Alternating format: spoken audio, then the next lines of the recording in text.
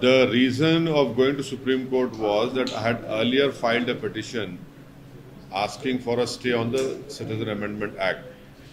And at that time, the government of India's council stood up and said verbally that they are yet to frame rules. And so now there's no need for it. Now when the rules have been framed, there is an urgent need which I felt that we should go to the Supreme Court asking for a stay on the rules. Because if the government starts giving citizenship on the basis of this discriminatory law, then it will be very difficult to turn the clock back. And secondly, the whole country knows that in Assam a Supreme Court monitored NRC was done, wherein 19 lakh people names were not included. Now in that you have around about a million names of non-Muslims, wherein we feel that they can be accommodated under the new rules and the new law, and it will be discriminatory on the part of the government to exclude the Muslims. Second important point which we had mentioned, which is drafted by our lawyer Janab Nizam Pasha Sahib, is that the Supreme Court has held that any allurement to conversion of religion is also a crime. Now, people who are not Muslims will be given citizenship. That in itself is an allurement by the government that if you belong to this religion and you don't belong to Islam, then citizenship can be given to you. So these are the two important grounds which our lawyer Janab Nizam Pasha has mentioned, and we have asked. That is why we have gone to Supreme Court, hoping inshallah that the Supreme Court will take a favorable decision in our favor.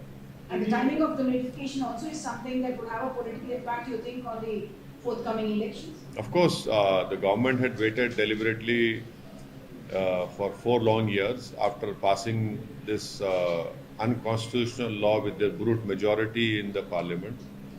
And keeping in mind the Lok Sabha elections, the government took the decision a few days before the dates of the Lok Sabha general elections have to be announced. Sir आपने approach किया है supreme court को? तो हमने supreme court को पहले ही हमारा case supreme court में है। उस वक्त गवर्नमेंट ऑफ इंडिया के काउंसिल ने कहा था कि गवर्नमेंट ऑफ इंडिया ने अभी रूल्स नहीं बनाए हैं, तो इसलिए अभी इस पर कोई बहस करना बहुत जल्दी होगा। अब जबकि मोदी हुकूमत ने CAA के रूल्स बना दिए हैं, तो सुप्रीम कोर्ट जाना एक अर्जेंसी है, वक्त का अहम तकाजा है, क्योंकि अगर ये सरकार सिटीजनशिप देना शुरू कर दे एक अनकॉन्स्टिट्यूशनल लॉ पर जिसको एक रिलीजन के ऊपर बनाया गया है, तो इससे नुकसान हो सकता है।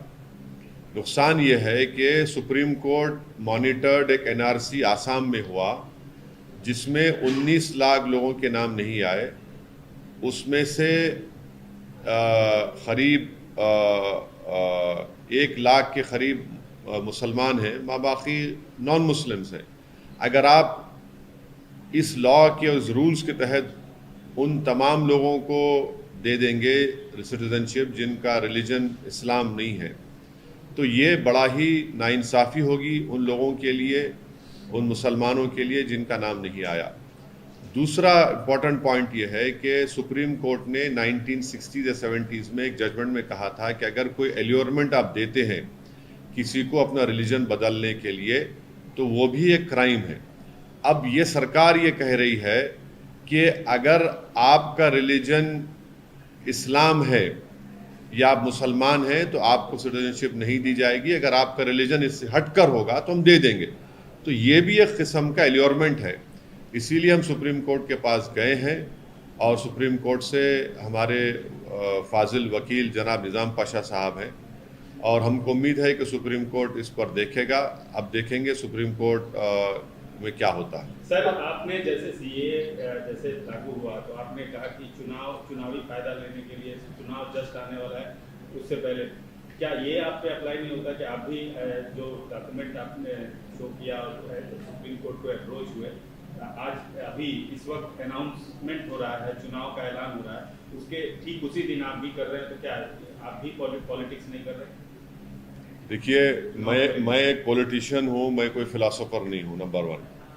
दूसरी बात यह है कि यह कानून पास हुआ था 2019 में, रूलिंग पार्टी नरेंद्र मोदी प्रधानमंत्री की सरकार ने इसको पास किया, तो वो लोग इसको दबा के रखे अपने पास, अपने बगल में दबा के रखे, और जैसे ही उनको मालूम था कि एक हफ्ते के अंदर election commission of India Lok Sabha के चुनाव की डेट्स अनाउंस करेगा, उन्होंने रात में ये रूल्स का ऐलान कर दिया।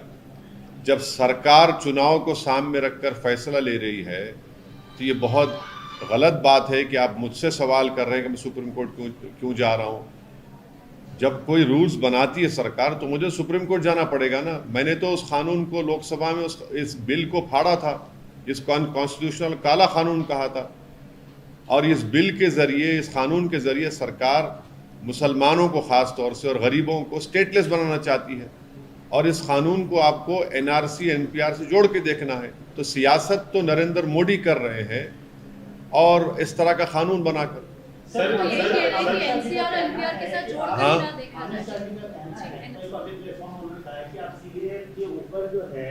आप झूठ फैला रहे हैं, आप राजनीति कर रहे हैं, आप डर पैदा कर रहे हैं। उनका कहना है कि जो आप बात बोल रहे हैं वो प्रोविजन सीए के जो नोटिफिकेशन है, जो गवर्नमेंट का नोटिफिकेशन उसमें नहीं है। उनका आरोप है कि आप जानबूझकर राजनीतिक फायदे मैं एक ही बात कह दी अमित शाह और नरेंद्र मोदी। क्या अमित शाह ने पार्लियामेंट में मेरा नाम लेकर नहीं कहा था कि देश में एनआरसी एनपीआर भी होगा? आपके कई टीवी चैनलों पर अमित शाह ने कहा था कि क्रोनोलॉजी समझिए, एनपीआर एनआरसी होगा। क्या बीजेपी ये कह दे कि आसाम में जो 19 लाख लोगों के नाम सुप्रीम कोर्ट मॉनिटर्ड एनआरसी जो हुआ था, जिसमें 1600 करोड़ रुपए खर्चा किए गए और 50 लोगों ने सुसाइड कर लिया, उसमें हेमंत बिस्व शर्मा जो मुख्यमंत्री कह रहे हैं, वो कह चुके हैं कि जो नॉन मुस्लिम है उनको सिटीजनशिप मिल जाएगी। मुसलमान क्या करेगा? वो एक खौफ का माहौल पैदा कर रहे हैं। मैं नहीं कर रहा हूं।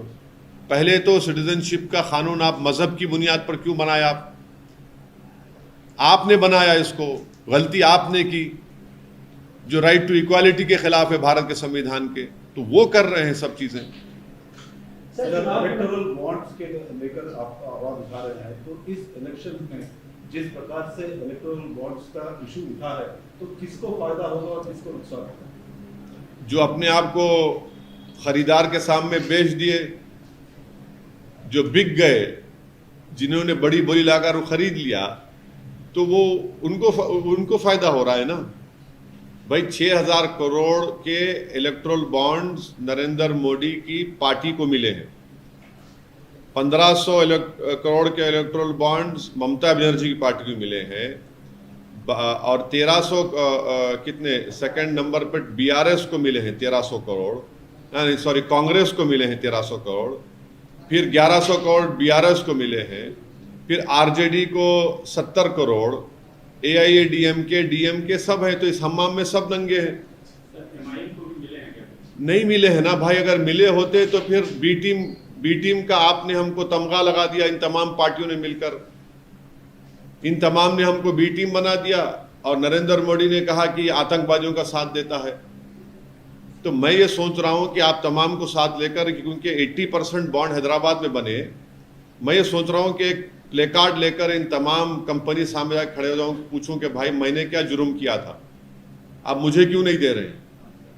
हैदराबाद का तो मैं ही हूं, आप सबको दे रहे हैं।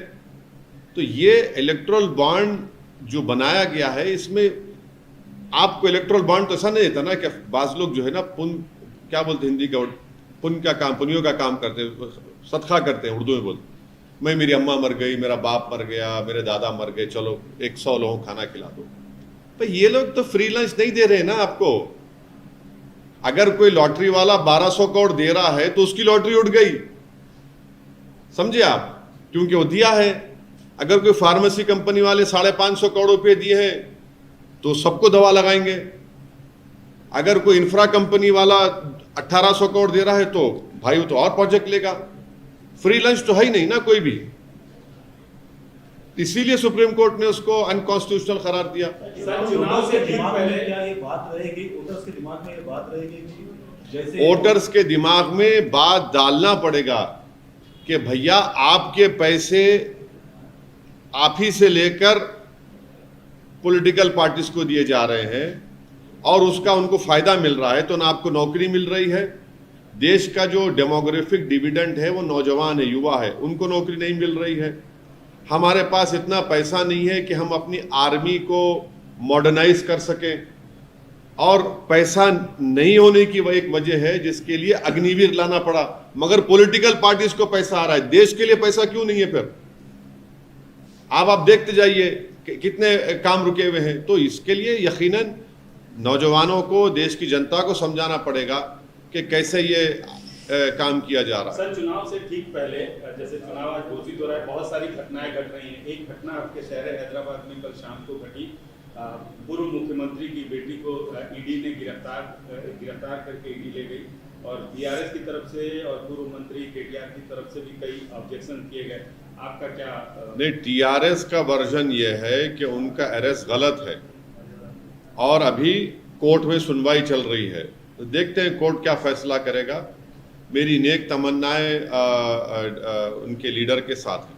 नहीं, जो ईडी का जो रुख देखा जा रहा है इंटायर इंडिया, तमाम विरोधी पार्टियां, जो बीजेपी की विरोधी पार्टियां हैं या केंद्र सरकार का जो विरोध कर रही हैं, वो ये कह रही हैं कि ये सब जो सेंट्रल एजेंसी है ये फ्रंटल ऑर्गेनाइजेशन की तरह काम कर रही है बीजेपी की। आपका क्या कहना है? पूरा देश देख रहा है, मैं भी देख रहा हूँ, आप भी देख रहे हैं, तो नई बात क्या है, हो रहा है ये। नहीं, आप उनको चर्चा करके बुला हाँ? For successive terms, you have represented Hyderabad.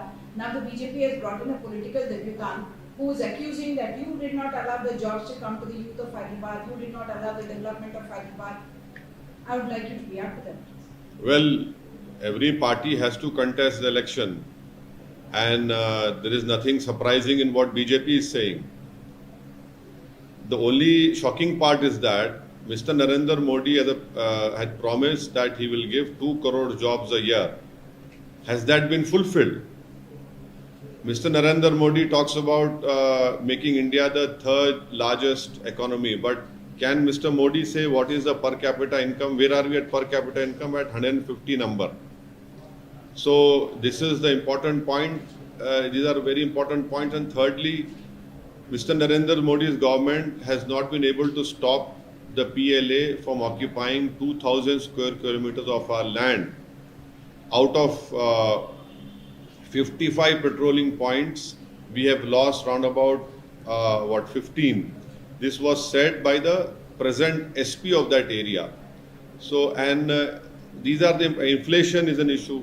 Why is it that before elections petrol and diesel prices kind of decreased? Why didn't you decrease it, let us say 3 months before, 4 months before? And it proves my point that this nation requires elections every 6 months. This nation does not require one nation, one election. This will make any government dictatorial, which they are, and it will violate federalism, which is part of the basic structure of our constitution. This is political novice who is being now fielded by the BJP against you. How can I control it? You know, how can I pick and choose? No one can pick and choose their opponents. Whoever is a candidate, we have to contest against them. That's it. It's going to be the same for everyone. Sir, हम कह रहे हैं, sir, हम कह रहे हैं You कि have extended a hand of हाँ? friendship. You have extended a hand of friendship to the Congress government here, to the Chief Minister here as well. Are you hoping that their help will also be required for you to fight this election in Hyderabad in terms of the kind of candidate that they put up here? As a candidate, I require help from everyone, including from you. You know, from people, every voter, I require help. Then only, any party or a candidate can win. How can I say that I will not take help from him or not take help from him? And why would I not welcome help from anyone? That means that the voters which are there, my primary importance is the Hyderabad voters, which hopefully I'll be contesting. So one cannot say, "Oh, I will not take that help," and everything has to be taken. Sir, कल आपने बयान दिया कि divisive forces के खिलाफ हमको काम करना पड़ेगा, मुख्यमंत्री के साथ आपने गले मिले हैं कल, और इस पर क्या कहेंगे सर? क्या नहीं, गले मिलना गुनाह है क्या? हरे रंग में सफेद भी जुड़ना है। हाँ, हरे रंग के ऊपर सफेद अरे रंग। भाई, तिरंगे में हरा भी है, सफेद भी है, सैफरन भी है। अरे नहीं, नेशनल फ्लैग में सब रंग है। आप लोग देख ही नहीं रहे नेशनल फ्लैग को। अच्छा, मेरे को हरे से क्यों जोड़ रहे आप? ये बोलिए आप। मैं तो सफेद शेरवानी पहना हुआ हूँ, हरे से जोड़ना है क्या मतलब है? मुसलमान है तो हरा ऊन। अरे भाई, ये अब ऐसा हो गया तो क्या तरबूजा मेरा है, खरबूजा आपका है क्या? संतरा आपका कांग्रेस के है साथ क्या? इक्वेशन कैसा बन रहा है सर आपका? सर, कांग्रेस के साथ आप जो है अभी कांग्रेस के चीफ मिनिस्टर और कांग्रेस के रेवंत रेड्डी के साथ काफी शेयर देखिए, कर रहे हैं। दोनों एक दूसरे की तारीफ कर रहे हैं। कहा यह जा रहा है कि पहले आपकी दोस्ती बीआरएस के साथ थी, अब कांग्रेस के साथ आपकी दोस्ती। देखिए, एक बात सुनिए, तेलंगाना को मजबूत करने के लिए, तेलंगाना में अमन को बरकरार रखने के लिए, तेलंगाना में फाशिस्ट और कम्युनल फोर्सेस को रोकने के लिए ये हमारी एक अखलाकी जिम्मेदारी है, नंबर 1। और हम पिछले 10 साल से भी करते आए, अभी भी हमको करना है। इसलिए हैदराबाद हो, तेलंगाना, वहाँ पर कम्युनल राइट्स, ये सब चीज़ें नहीं हुई। दूसरी बात यह है कि मैं उनका शुक्रिया अदा किया कि उन्होंने आकर मेट्रो के जो एक लाइन बची हुई थी हैदराबाद पार्लियामेंट कॉन्स्टिट्यूंसी में, काम हो गया हैदराबाद पार्लियामेंट कॉन्स्टिट्यूंसी मेट्रो का, मगर एक लाइन जो बची हुई थी जुबली बस स्टैंड से फलकनुमा का, उन्होंने फाउंडेशन स्टोन डाला। और दूसरा, उन्होंने मिरालम के पास एक ब्रिज का भी उन्होंने मंजूरी दी। तीसरा, मेरे कॉन्स्टिट्यूंसी में रोड वाइडनिंग के लिए उन्होंने 200 करोड़ रुपए दिए, मैं उनका शुक्रिया अदा किया। तो इसमें बुरी बात क्या है? डेवलपमेंट होना चाहिए ना तेलंगाना में, हैदराबाद में, तो इसमें बुरा क्या है? देखिए, हाँ, हाथ के हाथ के साथ आपका हाथ है। पहले आरोप लगता था कार की स्टीयरिंग आपके हाथ में। वो आप लोग बोलते थे अमित शाह, अब आप अमित शाह की जबान में बोल रहे हैं। मैंने आरोप प्रति आरोप तो चलते रहता है ना। इलेक्शन है, तेलंगाना की आवाम ने उनको सत्ता दी है तो हमको रिस्पेक्ट करना पड़ेगा, और हमको हैदराबाद को आगे लेके जाना है। तो मेरी कॉन्स्टिट्यूंसी में डेवलपमेंट के काम हो रहे हैं। सर, आप बीआरएस के साथ कह रहे हैं, आप क्या कांग्रेस के साथ आप आगे बढ़ रहे हैं? कैसे समझे इसको? पहले आप बीआरएस के साथ आपकी दोस्ती का हाथ था। देखिए, Or is it about the bigger danger of BJP that you want to keep out so you can join hands? देखिए, आगे तो बढ़ना है, पीछे तो हटना नहीं है। आगे तो बढ़ना है, पीछे कहाँ हटेंगे? पीछे हटने का नाम असदुद्दीन ओवैसी है ही नहीं। ये आगे किसके साथ बढ़ रहे अरे हैं? आगे बढ़ना है ना। आगे बढ़ेंगे ही तो हर पॉलिटिकल पार्टी आगे बढ़ती है ना। नहीं, किसके साथ? अरे आगे बढ़ेंगे भाई, किसके साथ बोलते? हम में काबिलियत है, हम खुद आगे बढ़ रहे हैं।